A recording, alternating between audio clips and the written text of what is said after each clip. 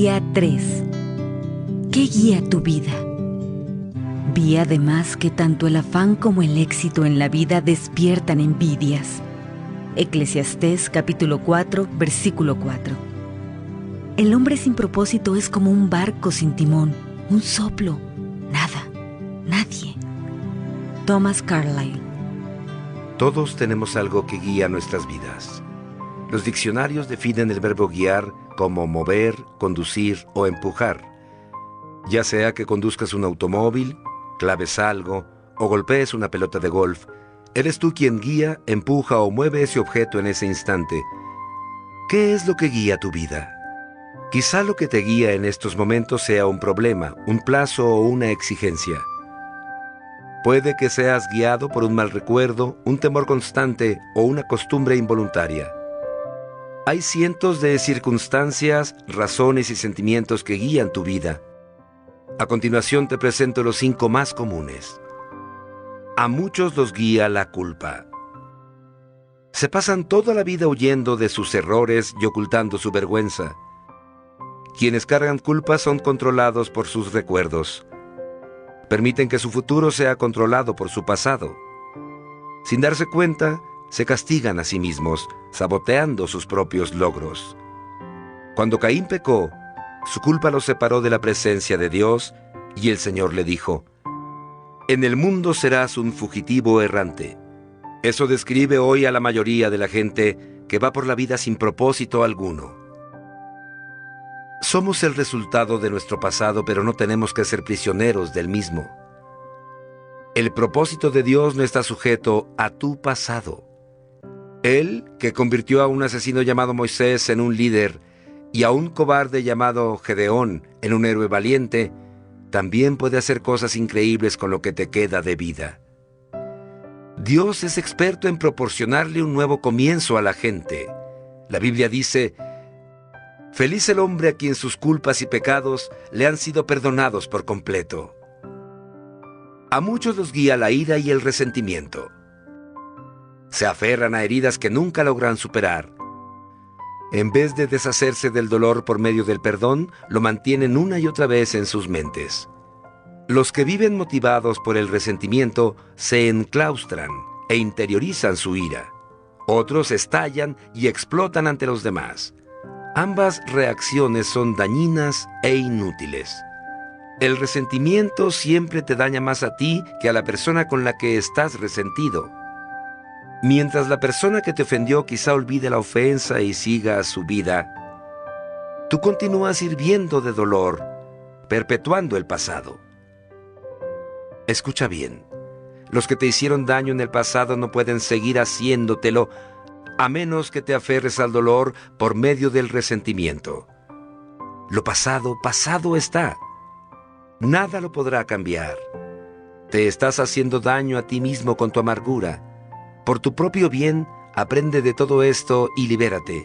La Biblia dice: entregarse a la amargura o a la pasión es una necedad que lleva a la muerte. A muchos los guía el temor.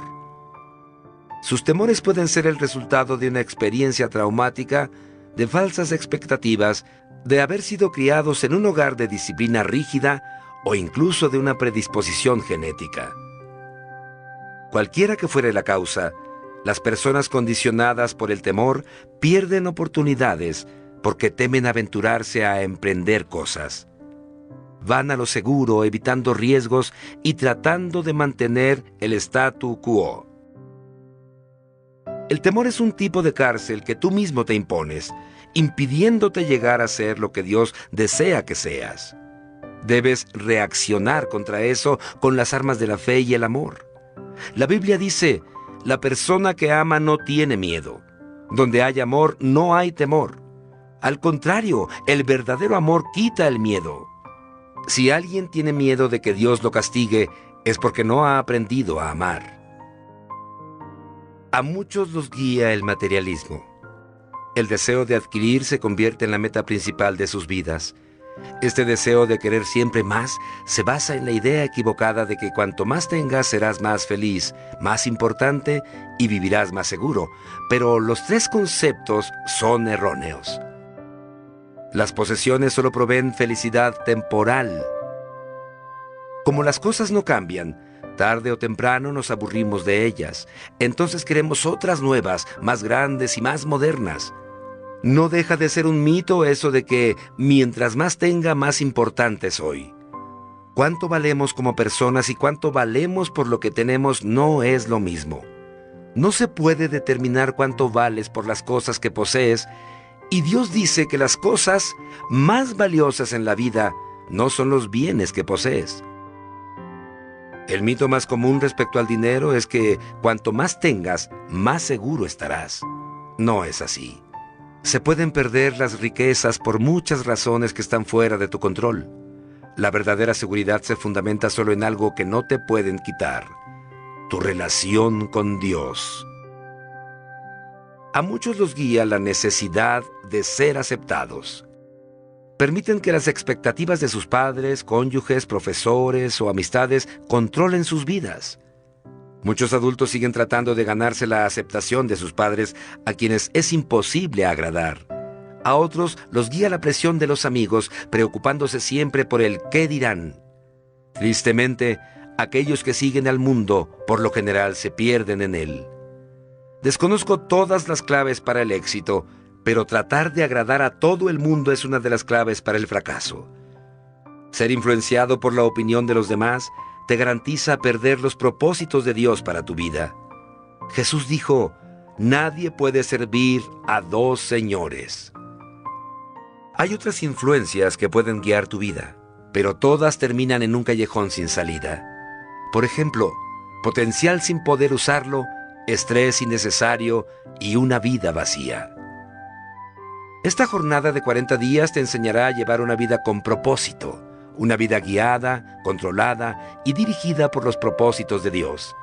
Nada es más importante que conocer los propósitos de Dios para tu vida, y nada puede compensarte por no conocerlos, ni siquiera el éxito, la riqueza, la fama o los placeres. Sin un propósito, la vida es una marcha sin sentido, un movimiento sin dirección y sucesos sin motivos. La vida sin propósito es trivial, insignificante e inútil. Beneficios de una vida con propósito. Hay 5 grandes beneficios de vivir una vida con propósito. Conocer tu propósito le da sentido a tu vida. Fuimos creados para tener significado. Por esa razón, los métodos que utiliza la gente para encontrarlo, como la astrología o los psíquicos, son absurdos. Cuando la vida tiene sentido, puedes soportar cualquier cosa.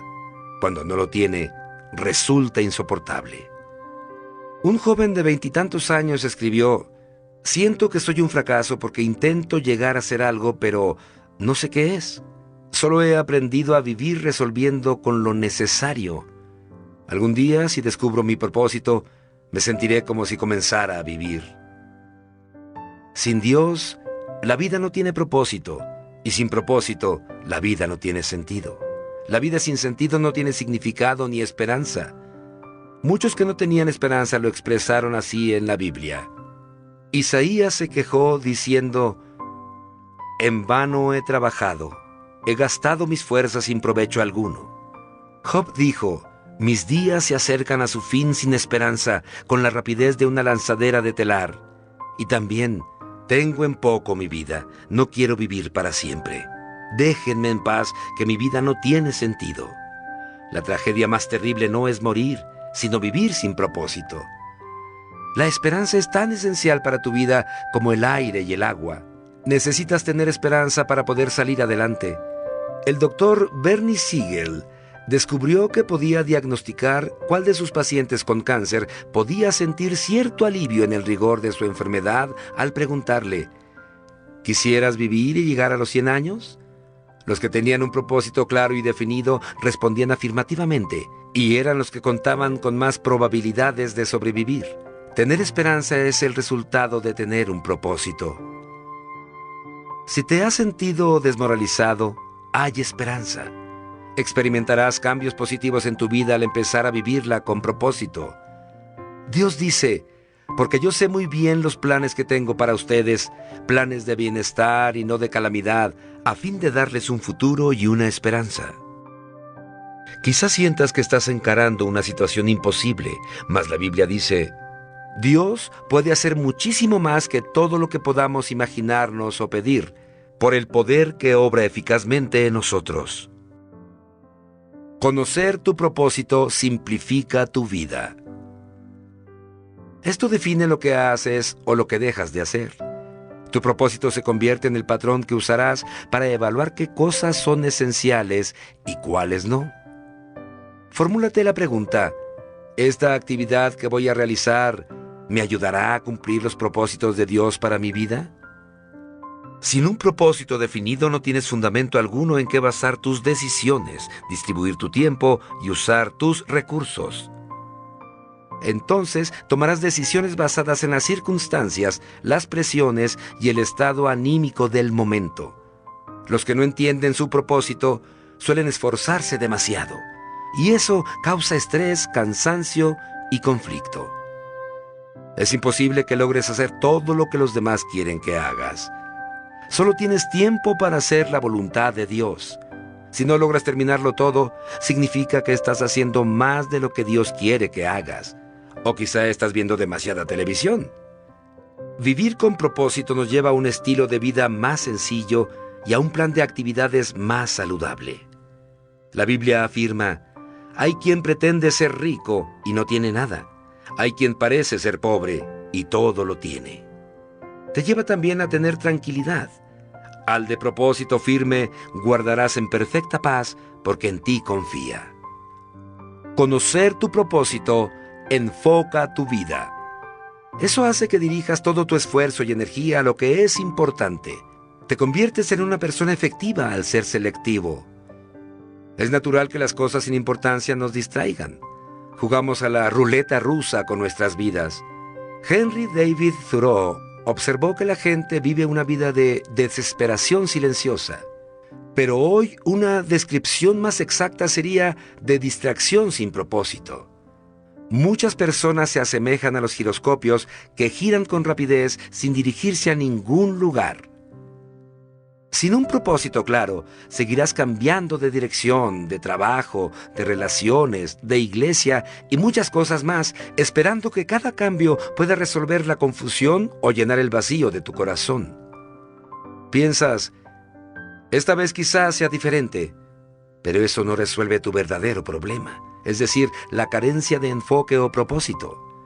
La Biblia dice: no sean insensatos, sino entiendan cuál es la voluntad del Señor.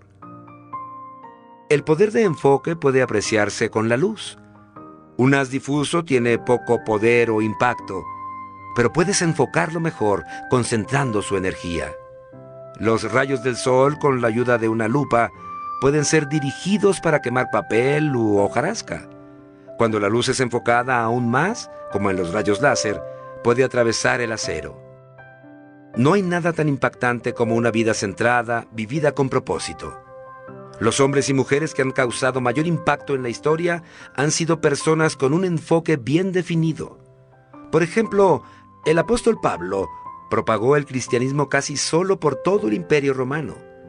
Una vida enfocada era su secreto. Él dijo: una cosa hago, olvidando lo que queda atrás y esforzándome por alcanzar lo que está delante.